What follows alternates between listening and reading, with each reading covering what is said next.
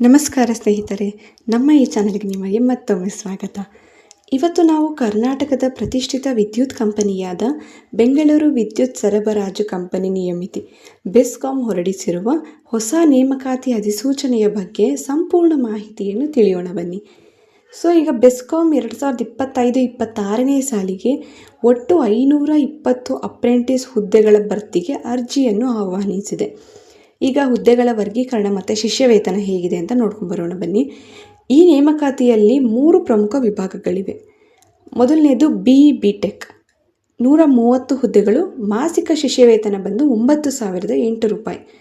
ಎರಡನೇದು ಪದವೀಧರರು, ನಾನ್ engineering or ಇತರೆ engineering, BA, BSc, BCom, BBA, BCA, BMS ಅಥವಾ ಇತರೆ BE/BTech ಪದವೀಧರರಿಗೆ 315 ಹುದ್ದೆಗಳು, ಮಾಸಿಕ ಶಿಷ್ಯವೇತನ ಬಂದು 9,008 ರೂಪಾಯಿ.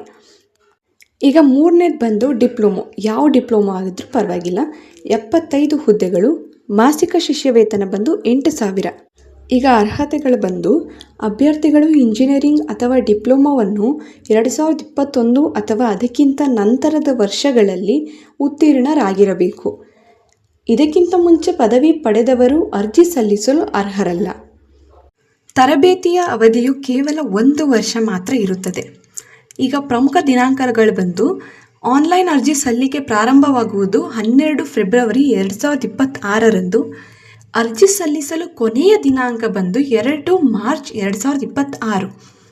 ಈಗ ಅರ್ಜಿ ಸಲ್ಲಿಸುವ ವಿಧಾನವನ್ನು ನೋಡೋಣ ಬನ್ನಿ. ಅರ್ಜಿಗಳನ್ನು ಕೇವಲ ಆನ್ಲೈನ್ ಮೂಲಕ ಮಾತ್ರ ಸಲ್ಲಿಸಬೇಕು. ನೀವು ಬೆಸ್ಕಾಂನ ಅಧಿಕೃತ ವೆಬ್ಸೈಟ್ https://bescom.karnataka.government.in ಭೇಟಿ ನೀಡಿ ಅರ್ಜಿ ಸಲ್ಲಿಸಬಹುದು. ವೆಬ್ಸೈಟ್ನಲ್ಲಿ departments of corporate office or administration and human resources or training ವಿಭಾಗಕ್ಕೆ ಹೋಗಿ ಅರ್ಜಿ ಫಾರ್ಮ್ ಭರ್ತಿ ಮಾಡಿ.